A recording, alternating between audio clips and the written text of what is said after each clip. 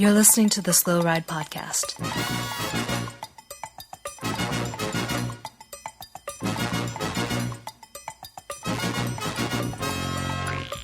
Bikes, advice, and rumors straight from the source.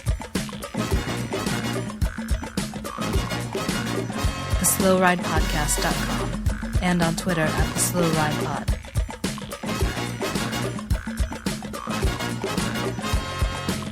Enjoy the ride. Hello and welcome to the 50th episode of the Slow Ride Podcast. This week, we are joined by special guest Mo Bruno Roy, cyclocross national champion in the single speed. Such an honor to have a national champion on our podcast. Wait. Is that where you start with the accolades there? Does single speed world champion trump that, or? Oh. I don't know. That's a legitimate question. Is that a real race? Based on the shenanigans. What would you? Okay.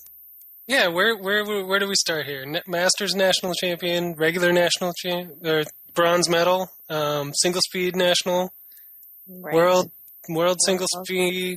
Where do we put on top? Where do we start? I don't know. I mean, I race all 100%. So. All right, hang on. Let's do it this way. Welcome to the 50th episode of the Slow Ride Podcast, featuring special guest Mo Bruno Roy, starter of 300-plus cyclocross races, DNF'd only twice. That's pretty impressive. I didn't realize that. You may have to take over DNF more than that every year. Oh, well, who cares? We have Mo Bruno Roy on the podcast, and real exciting stuff going on. So, Mo, real quick, this past weekend at Gent-Wevelgem, Jack Bauer of Cannondale Garmin got all mad and threw his bike to the ground. Did you ever do that as a professional bike racer? Oh, no, I have not done that. And part of that reason is I think it's pretty temper tantrum-like behavior and pretty disrespectful to the mechanics who basically own that equipment and run that equipment and make it perfect. So if you want to have your temper tantrum and throw your mechanic's bike around like a big old brat, I don't think that's very cool. So no, I've never done that. Nice. Now I can totally see why you were sponsored by 7 Bikes, because A, you would never want to throw around a 7, and then B, it's because of that type of response. So, man, awesome answer. We should just forward that on to the professional bike racers. It could be part of their media training that maybe you got this wonderful piece of equipment to race your bike on, and maybe you just don't throw it. Mm-hmm. You know, so maybe stomp your feet like a 3-year-old instead. So you talk about media training. Did you ever have media training when it was just when you were starting your team? Were you ever on like a big team, or were you just kind of? I was a soigneur for the Saturn cycling team from 2000 with the Timex Women's Pro team to 2003 when the Saturn finished their contract. So yes, I sat in on all of Team Saturn's media contracts and training for the athletes. I'm really trying not to interrupt you to tell you. Look at you waving your arms with excitement. Did you know I owned a Saturn wagon? Oh wait, no. You probably listened to that one podcast when your husband Matt Roy was on, and I shared my story why I bought the Saturn wagon. Now I recall you mentioning that. Yes, so I also worked for the team. So yeah. Oh, I didn't know that. Yep, soigneur. So you were a soigneur? That was basically my introduction to pro cycling. Yes. So you're a massage therapist? Yep. I thought you were a scientist. No. No, I'm not. Then that tweet I put out about talking about science was totally wrong. Yeah, I'm totally out of left field. I'm a fan of anatomy and physiology, but that is not science. Massage science. It turned out to be a pretty good joke, though, too.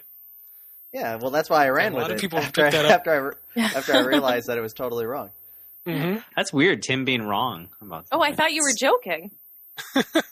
No, he's just being wrong. Oh, that's usually when Tim's joking, he's just misinformed. I went to art school, so I'd never have to do math or science again. I'm not kidding. So, how did you get into professional bike racing? Basically, besides the soigneur, like before you were a soigneur or after is what I was getting at. Let's see. I didn't race myself much until after I was a soigneur. So I did a little bit of mountain bike racing before that, just for fun. And I was introduced to cycling by Tim Johnson. We went to high school together.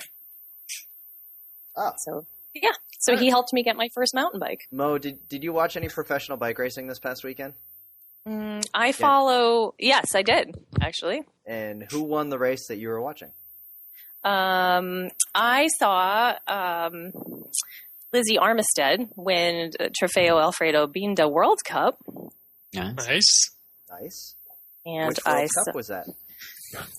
That was the Trofeo Alfredo Binda World Cup in Italy. Oh, that was the one in Italy? Yeah. Oh, I thought it was the one she in just said. Gillingham. That wasn't Lizzie Armistead that won that? No, that was Floortje Macaj that won the women's Wevelgem. Yep. And that's not part of the Women's World Cup? I don't know if it is a World Cup this year. I don't know. I'm going to be totally honest. All I know about the Women's World Cup is that they have the leaders' jerseys that have the old school rainbow design, so it's not the World Championship rainbow that the men's used to have. That's my limited knowledge of women's road racing and World Cup. And a lot of that I feel has to do with the coverage. Granted, I'm a little lazy to go out and seek it, but I get really frustrated when I can't even watch, it's 120K to go in the men's Ghent Velogem, and the women are coming up for like 10 to go, and you can't even see the final 10K, let alone the entire race unfold, while the men are just kind of going through feed zones. So that's my honest take on it. I don't have anything else to really add. True. The coverage is not good. It's getting better, but it's still not great. Yeah, it's kind of frustrating. I'm sure. Were there any bike throws in the women's race? I didn't see any bike throws, and I did not see any wind-blown photos either, like massive people in rivers kind of thing. So they managed to not all crash themselves into the ditch together? I guess so. Like unless the media coverage, like you said, was lacking. Yeah, it could just be lousy media coverage. That's true. All right, so I got to get to the hard-hitting questions here, Mo. You announced your retirement at Cyclocross Nationals in Austin. Did you know your retirement was coming up? Like, was it already decided, or did you just decide in the last month or so that you were going to retire? No, it's been like 2 years coming. Okay, so when you were at Nationals and it was filled with mud, and you're sitting there looking at the course, knowing it's going to be perfect conditions for your quest to want to return to the podium, was that like a lot? You wanted to go out with the bang of that national title, or kind of that quest, and that's why you were so outspoken against the cancellation? Because I was right there with you when you were just going off on the Twitter about the cancellation. It was pretty awesome. Yeah, I was pretty disappointed in the cancellation. Partly because the conditions on Sunday were better suited to me, sure, but partly because somebody didn't do their homework. Yeah, and there was a lot of oversights, and so and so should have done this, and so we thought somebody did that, and I'm not very computer savvy. My Skype is like, it's my first day, and all I needed to do was Google. I Googled. Okay, this is our first day at podcasting too. Right.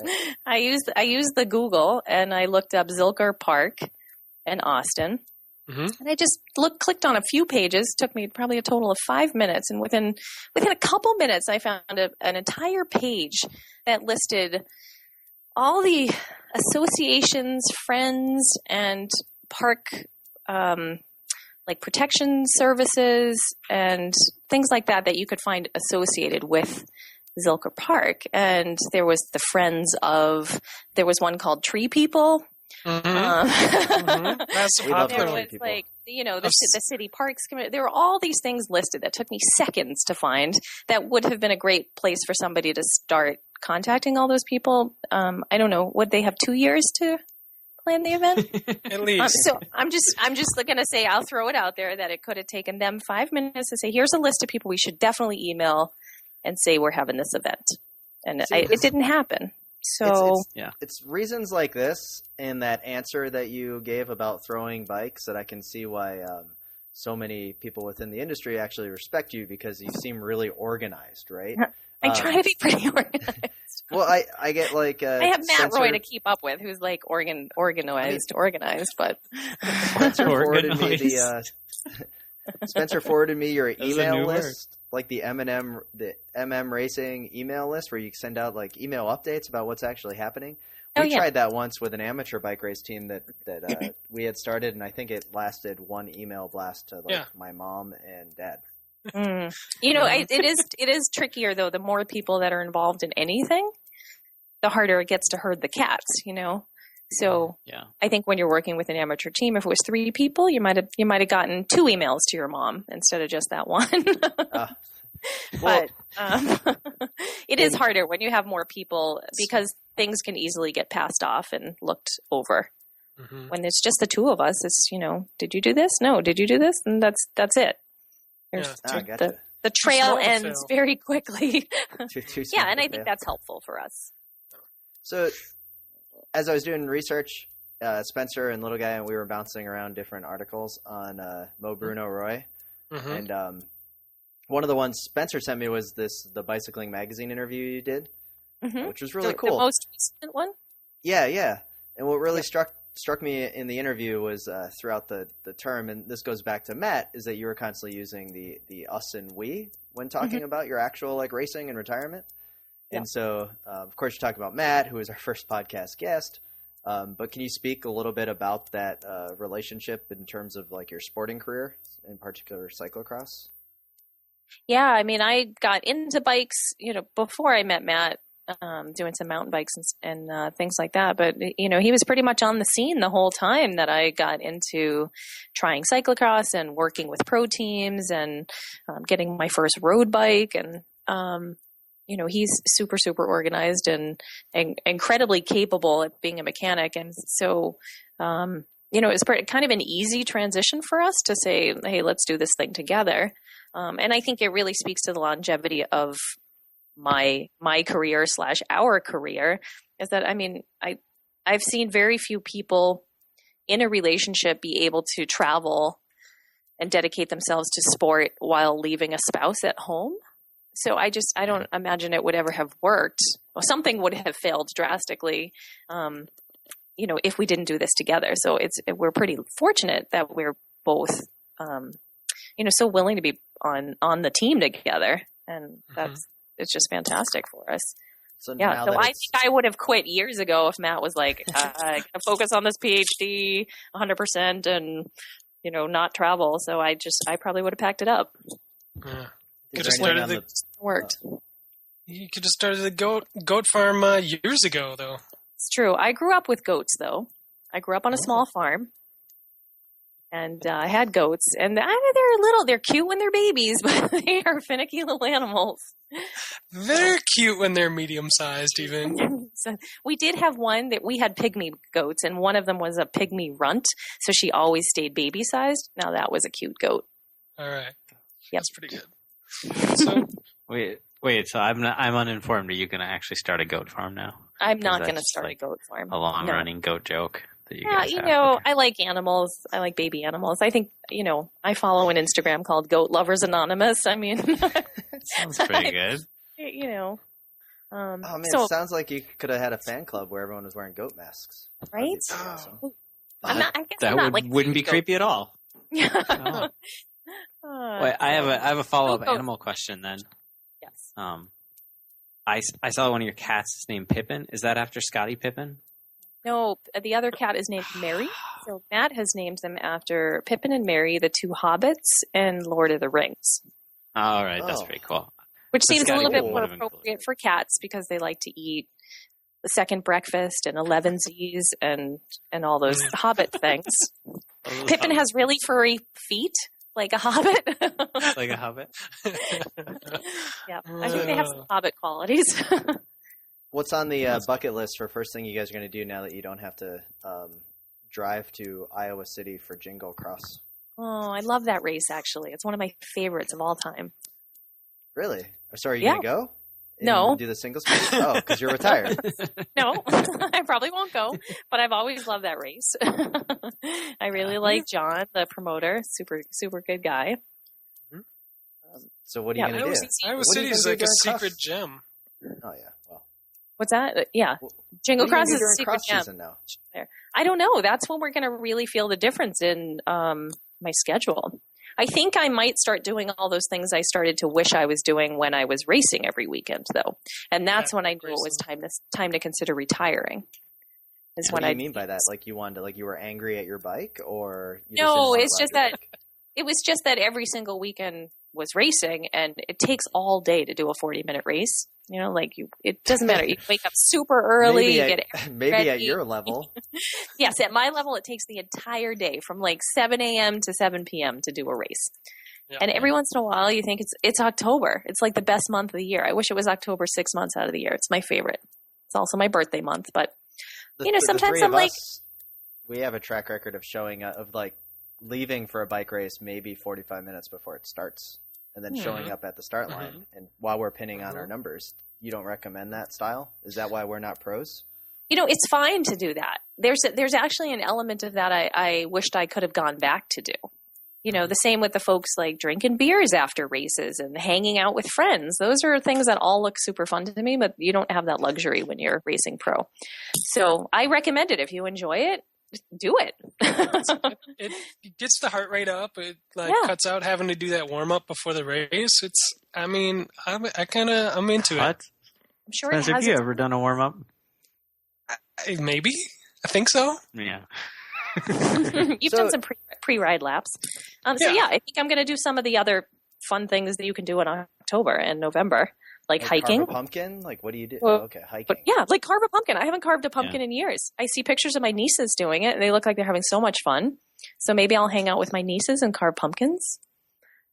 Pick apples with, Hey, we have Big apples. I highly recommend that. I know a guy who owns an orchard or works at an orchard. I don't Sounds know great. orchard. I'll go to pick an apples. If you happen to be in Minnesota, come pick apples. Come pick apples. So maybe I'll come to Minnesota and pick apples. I can do anything I want now. I don't have to worry about ruining a training. You're free. So is part of that like you don't have anything to do, and I know that you're retiring and you're putting up the bike, but it seems like the options for women's racers are so much less than the options for men. Meaning that Mark McCormick retires and then can still go to the Masters 35 Plus race and kick butt again like a giant field. Do you have that in New England with women's racing, or No, is it we have no elite Masters women's category. There's a 3-4 Masters women's category, and they race with the 3-4s. So somebody like me couldn't join that field.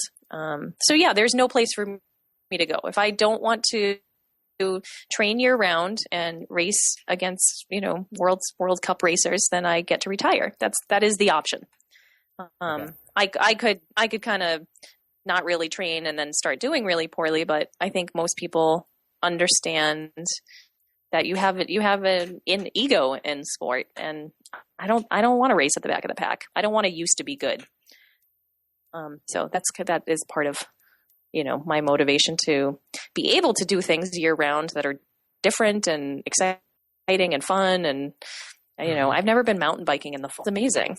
So there's lots of fun things I can do, and I can still race single speed if I want to. And I think single speed is my Masters category. That's my option.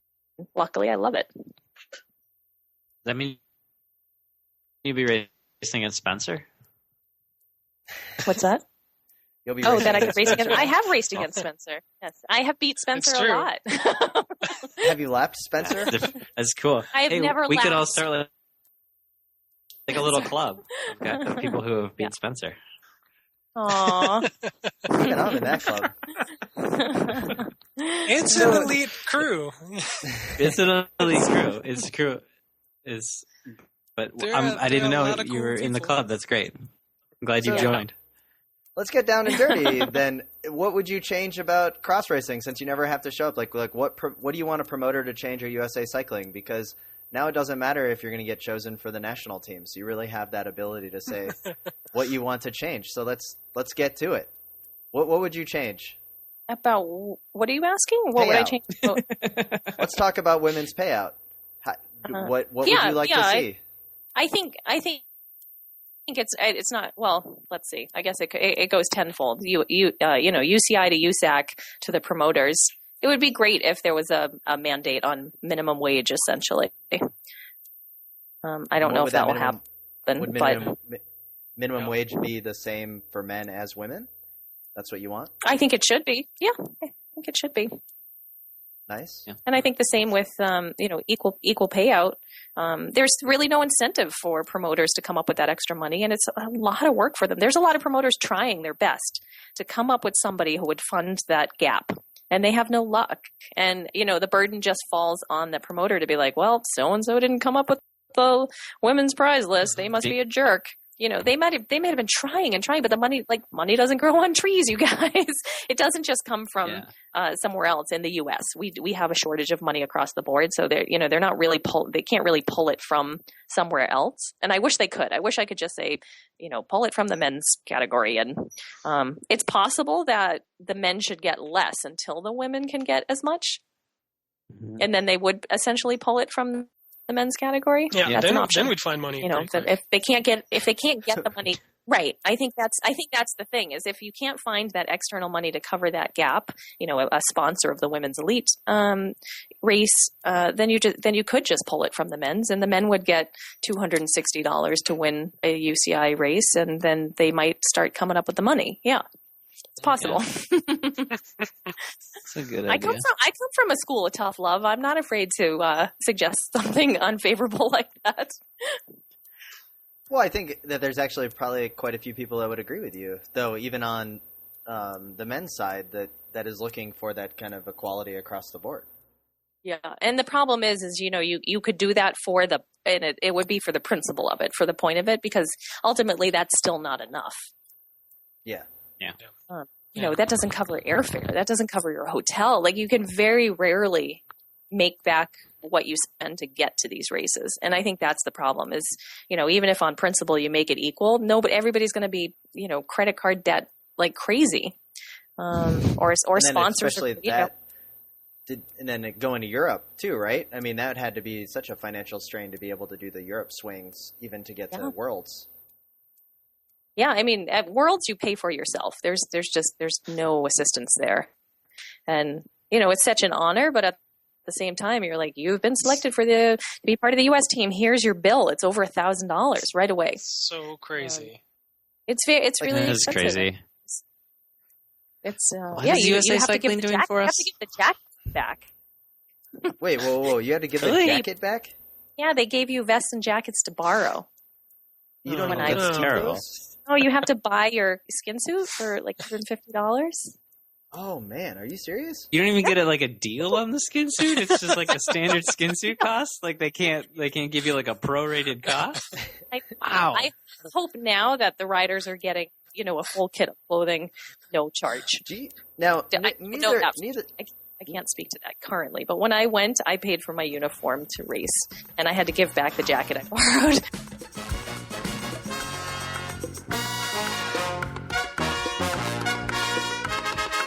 This is Sarah Groff, U.S. Olympian, and this is the Slow Ride Podcast.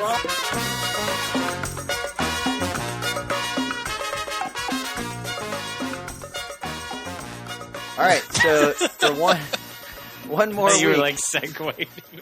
No. Well, one more week. One more week. I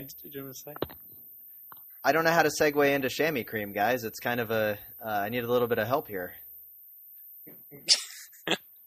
You need to grease the wheels a little bit? Yes. You know what you could use? What? Some buckler imbrication. Oh, man, that's right. I need if you have any type of household needs around the house or cycling needs, and you need a little extra comfort, some extra viscosity, some menthol flavors. Some menthol flavors. We know exactly who you should go to. You should go to bucklerskincare.com. And take a look around. Maybe you're looking for some leg sheen. You want to have that Peepo look for when you're winning the town line sprint. I know I do. Or you want some nice menthol flavored chamois cream, and use the code SLOWRIDE for 10% off. How's that? And were you suggesting people wear it around the house just when they're hanging out at home? Well, for 10% off, it's like you could light it on fire and it would still be a good deal. Speaking of fire, the embrocation, the high heat embrocation, right there. You go. Yeah. BucklerSkincare.com. Thanks for their support, their support for the podcast, and also they have been a sponsor of our 16th place contest for the first two editions, Loop, and then also at Milan San Remo. And next Sunday, we have another 16th place contest. All entries are due in on Saturday evening at midnight for Tour de Flanders. And Spencer, who do we have stepping up to sponsor this contest? So we've got a very exciting sponsor for the 16th place at the Tour of Flanders. I got an email, you guys. I got an email from somebody who after their name and the little @ symbol in their email address, it said trackfactoryracing.com. So yeah, that's official. Like that's legit. Was it Frank Schleck? It was. Frank sent me an email and said he'd been listening to Little Guy's advice, and he said his jersey was not fully zipped. Good. Yeah, and he wanted to see his chest. I don't know if it's actually him. Right. So he said he wanted you to be able to experience that same feeling, or possibly any one of our listeners. And Trek Factory Racing is going to step up and sponsor our contest with a factory racing jersey, a musette bag, and a cycling cap, not a hat. So that's exciting news. So we have 3 items. It's a musette bag, a cap, and a jersey. We have 3 items, and he said, they want the winner to be the 16th place winner to be picked, to be chosen. But should it be somebody that multiple people chose, they'll cover up to 3 people. Wow. So they're willing to go 3 deep if the same guy is picked by multiple people. So. Now, is this a conflict of interest having Trek Factory Racing sponsor the 16th place contest and we don't pick Gregory Rast? Absolutely not, although my pick is Gregory Rask. It is? Yeah, it's totally irrelevant to this whole thing. But is that just because he got 61st last time and he tweeted us? And so you just want to send your love back to him? Fine. Now he's not my pick. You guys make fun of me too much. Hey, Mo, do you have a pick for 16th place at Tour de Flanders? I do. Carmen Small. That is a good choice. I think she'll probably finish better than 16th, though. I like think what she you might really too. did there. I want to applaud that, because I didn't even recognize the women's Tour de Flanders. Oh, I know you didn't. Come on, I'm not that bad. Most people don't pay attention to women's cycling. And it's okay. I don't actually follow men's cycling. Oh, man, this is... Maybe I don't know any of 16th place contest would be a women's cycling race. So it's just that... Just they're happening, on the same day and stuff. Oh. I know. Well done. Thank you. Thanks. If Carmen Small gets 16th place, you may be getting a sweet prize from Trek Factory Racing. Excellent. So, Spencer. Yeah. Who have you picked for the men's race? I am going to go with French sprinting superstar Demar from the FDJ team.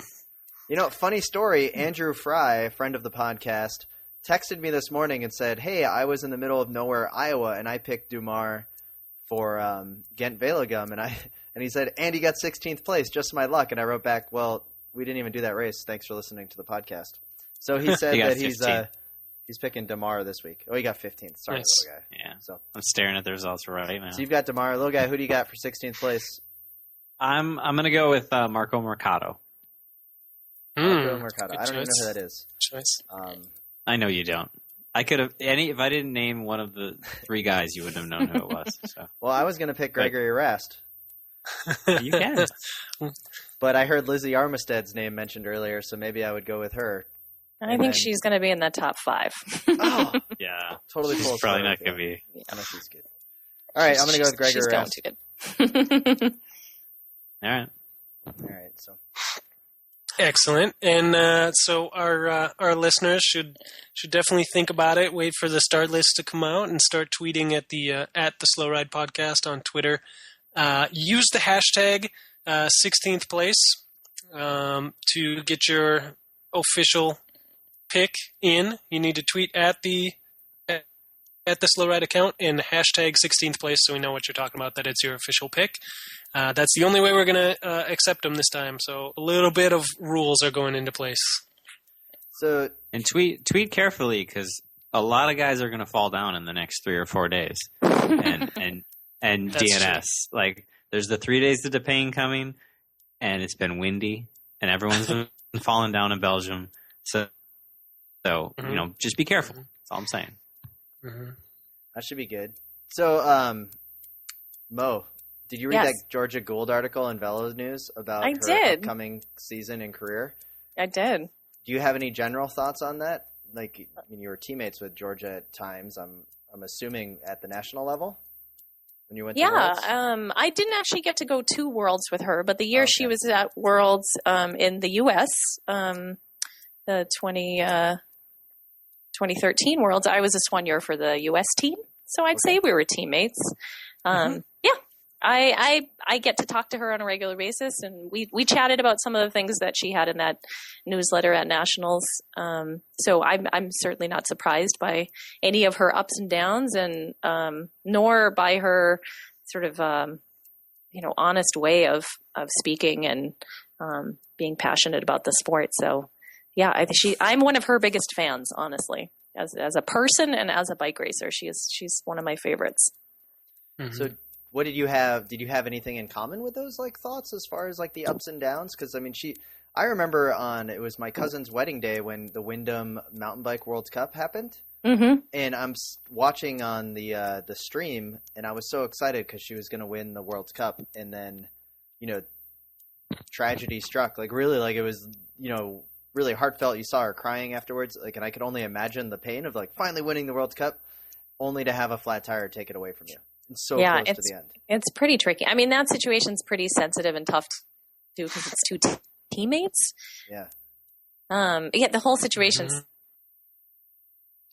it's a little bit messy, and you can play it. You can play if you were playing it with a media focus in mind. The quote unquote right thing to do was for her two teammates to push her, and to have it be this epic photograph of her two teammates pushing her across the line because she deserved the win. But they're all racers through and through. And sometimes you have to race to the very end. And, I certainly think when Georgia spoke to that event in particular, she said, like we all would have done the same thing. Like we're all out there racing. Yeah, we're teammates, but it's not quite like road racing. Where you wait for somebody and you push somebody and, you really you just go all out. So I think, you can see the two sides of it where, something might have been taken away from, being assisted across the line by your teammates. It would have looked great for media though. It would have been a great story. But I don't know what the right thing to do is in that situation. I never got the feeling that she felt that way from anything because, I mean, she had run such a, it was very, I want to say politically correct in all of, like, the media. Like, she never suggested that, but it was... No, it was suggested by, like, in commentary, it was suggested that, I read the comments, I'll admit it. No, really not do that. Yeah. So I don't think I didn't see anything incredibly negative. I just saw how unfortunate that there was nothing that they could do as a team to prevent that situation. Did you ever find yourself putting like the amount of pressure on yourself that Georgia speaks about there with like all the, doing so well, that internalized pressure of being that top level racer? Did you have? Yeah, I think everybody has it. I think it's a little harder when you're going for the Olympics, and I hear this from Olympic runners as well. Is you have this chance every 4 years, no matter what you accomplish in the meantime, nationals, worlds, etc. This Olympics it's got some other element to it, and you only have a chance at it every 4 years. It's not like nationals where you're just like, well, next year I'll just get a better result, or you can compartmentalize things into 12 months of training or racing. So I do think it's a little bit harder for Olympic athletes to have that kind of pressure. And because when you're, especially when you're in the media coverage of having medaled at the Olympics, there's just an expectation around you to keep that level up. And it's generally not possible. And this is why people get into using drugs, because there's this sort of, perceived and likely real expectation to always stay at this very, very high level. And naturally our physiology has peaks and valleys, and you do experience those, even though in your head, like Georgia had spoken to, you put the pressure on, like, I busted my ass and I did everything right and it should all be working. And I certainly had that mentality of sort of a recipe. Well, if I follow this recipe and I do all the things the coach tells me perfectly and all the numbers look great, all the results should look X, Y, or Z. And then, you find out there's eggshells in the batter and things just don't work out right. All sorts of little things happen. But it's hard to not put that expectation on yourself. And I think we also have so much immediate social media feedback too. That I think that, it's probably harder, and, to filter through that, where there's, your fans, and part of the role of being an athlete is an entertainer. That's been a little tricky thing for me to deal with as a fairly introverted person, is like, shoot, I'm an entertainer. Like that's my job. People don't want to see me talk about personal things and opinions on things. They just entertain me. Do your thing. Sure. Yeah. Ride the bike. couldn't have been helped by coming out of the gate super strong too, your first couple of seasons, and just kind of building up these crazy expectations and having to continue like with that kind of level or that expectation on your shoulders. Like, yeah, for me, I sort of fell into, third place at nationals, you get to go to worlds. Like, as somebody who was kind of like hanging out with my friends with the knee socks and the beers, to all of a sudden, like, you're a World Cup athlete. And I was like, I better lock it down and become this person. It took me years to figure that out, and to, really have a reserved presence and try to be that pro, and try to like figure out my work situation, the finances, and, it's tricky. And I imagine for somebody like Georgia, who, excels to that level, she and I raced together our first couple of years racing cross. I beat her in a sprint in Wissahickon once, and we were like, we're getting good at this sport. And, she took a trajectory that was pretty stark also. So I imagine that she's felt that pressure to just stay there, and it's hard to do. You just, especially when you have another life that you're really into. Yeah. Yeah. So, if you don't know, Georgia Gould went to culinary school. She's an excellent chef. She's a trained chef. She's also a chicken farmer. Oh my God. She rides dirt bikes. We're getting all the she's dirt. She's multi-talented. Yep. Wow. Yeah, she's multi-talented. Tim, we should awesome update Georgia's Wikipedia page. Yes. Oh, we should. We should. We got tons of good info from Adam's Wikipedia page last interview we did. So nice. Yeah, let me. Do you have a Wikipedia page, Mo? Matt just told me I had one. So somebody, one of my creepers started one. No, I'm just kidding. Somebody really nice and thoughtful started one, which I think is great. That's crazy. I was making a joke. No, I think I do have a creeper. Not even kidding. Somebody, maybe you're listening. Please tell me who you are. Somebody mailed me a letter congratulating me on my nationals, but they mailed it to my name at my sister's address, and my sister has a completely different last name than me in Maine. That's weird. That's really weird. I don't like that. And that's I can't creepy. I can't read the signature. Do you think that person that's mailing to a house has the skills to make a Wikipedia page? Probably not. Yeah, I don't know. I don't know how somebody found my sister's home address though and mailed me a card there.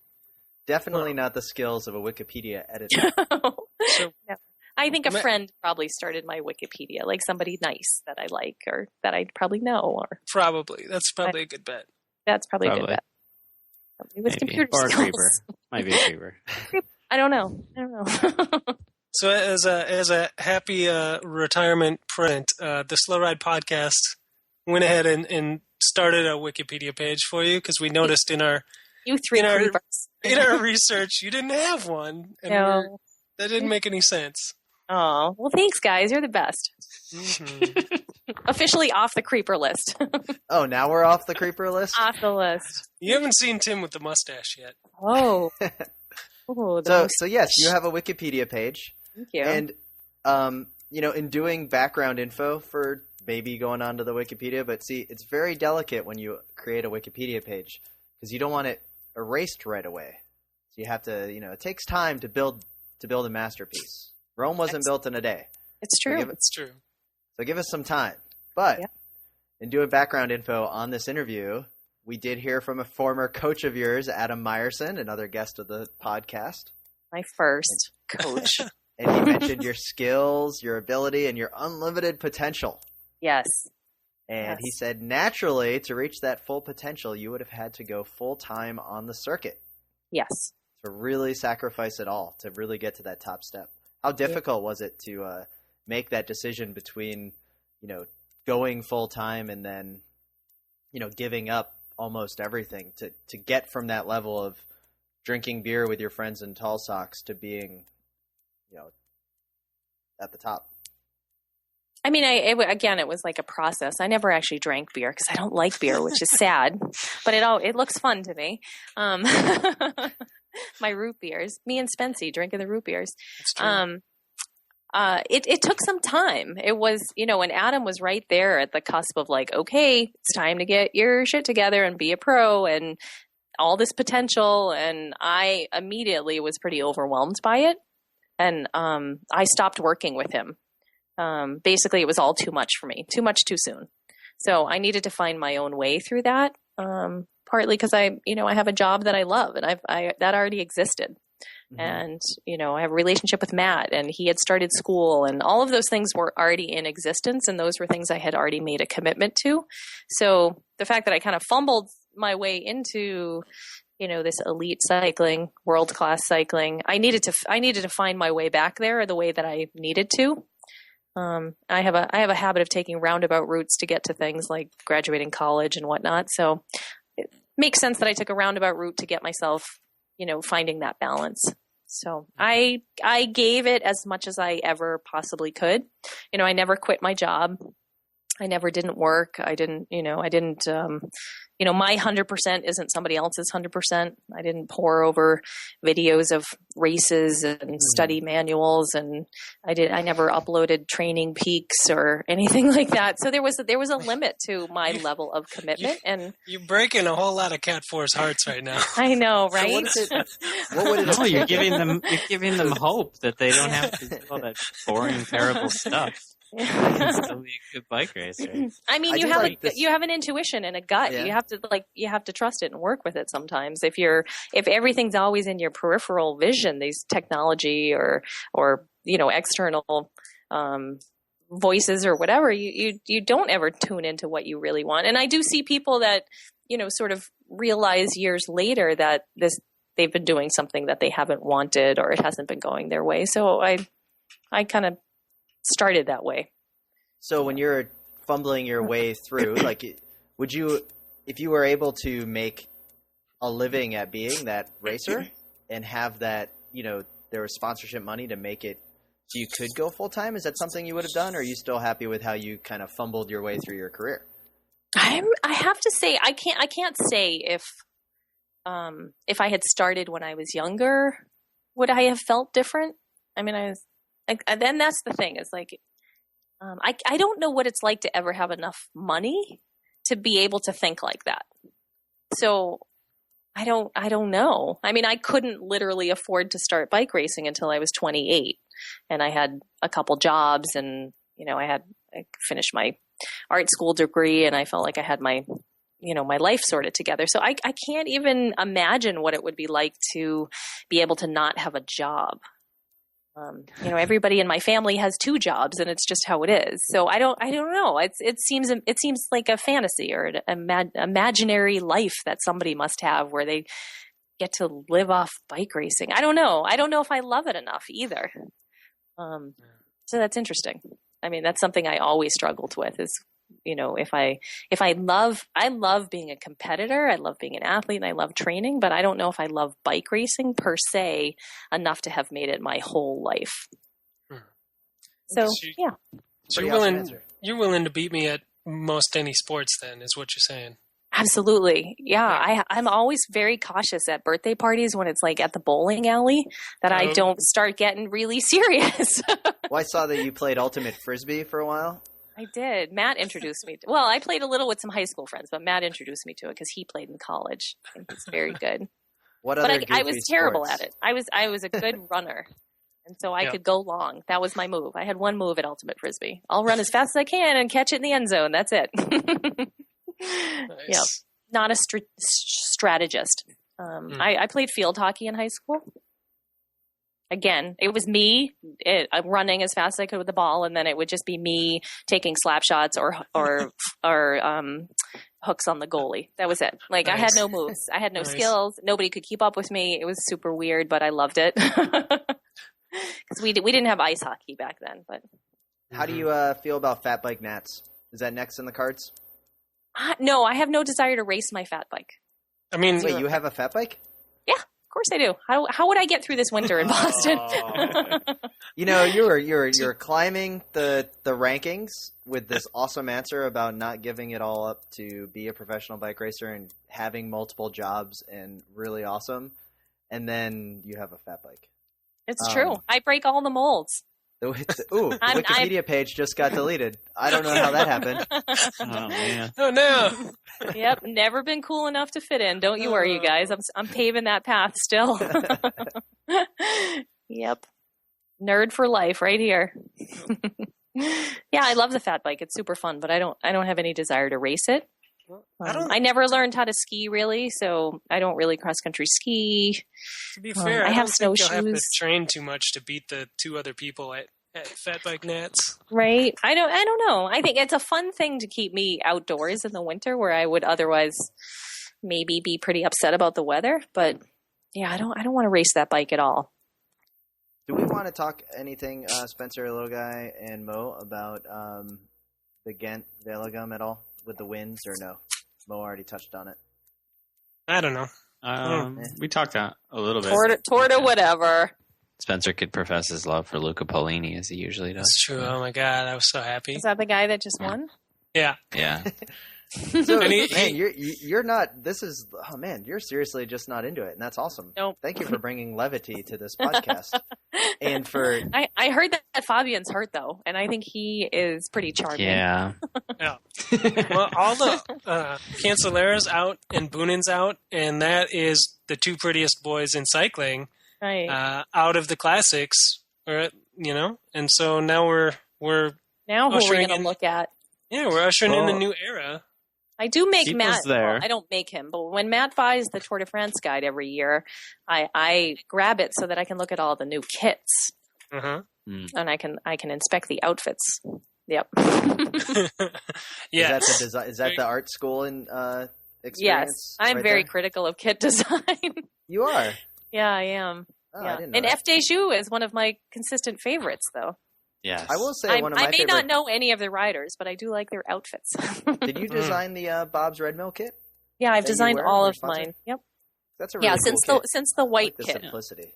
Yeah, Nice. I've designed all of Oh, those. very nice. Very Good nice work. kit.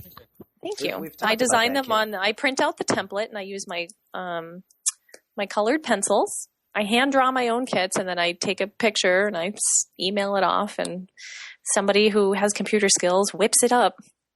Yeah, Nice. this year it was Mike Heenan. He did it in seconds.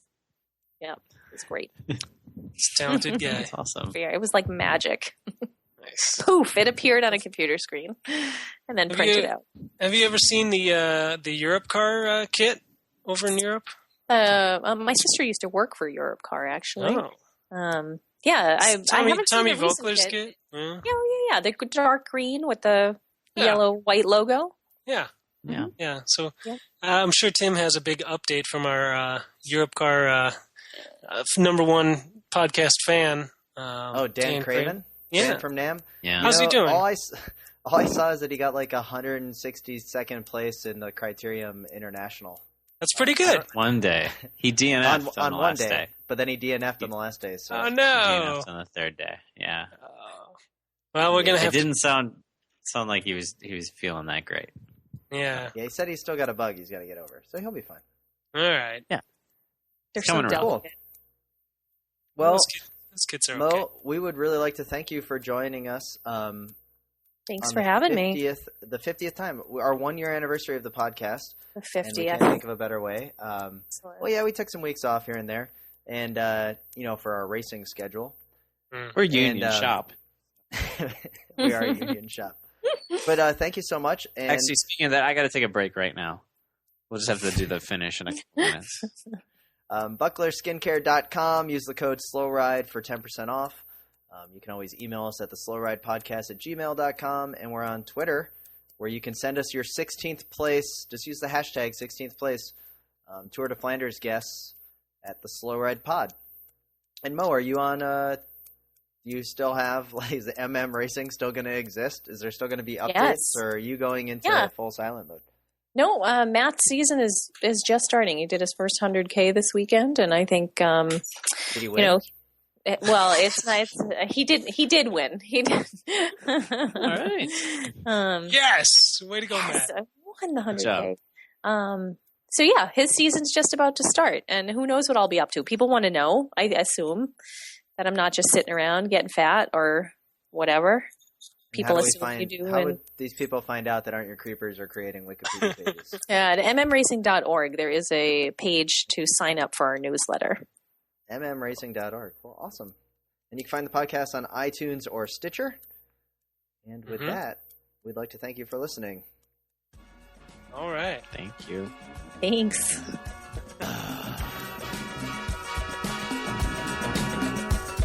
The Slow Ride Podcast.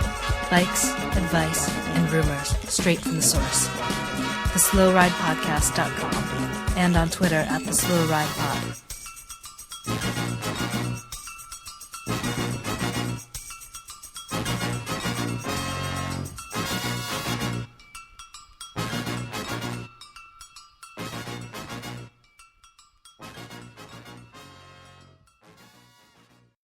Hey, this is Mo Bruno Roy, and you're listening to the Slow Ride Podcast.